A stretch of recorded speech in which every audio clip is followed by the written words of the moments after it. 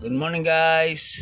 Magpapagpag nga pala tayo ng ating bird female ngayon kasi ang dami niya ng ang dami niya ng mga craylings. Yan. Tingnan nyo, ayan guys.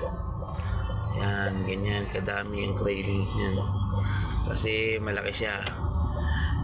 5 to 6 inches. Ayan. Oh, ayan.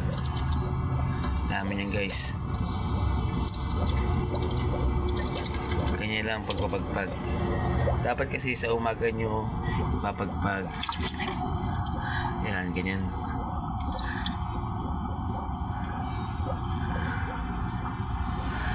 Pag hindi ka napapagpag, yan, may mga natira pa konti. Ay, kabayo ka. Gulit ako sa'yo. Ay. Yan, wala na. Yan, alas. Yan. Ngayon, pwede na siyang isama ulit dun sa mga... Aray! Aray! Aray! Aray! Aray! Yun lang. Yun lang.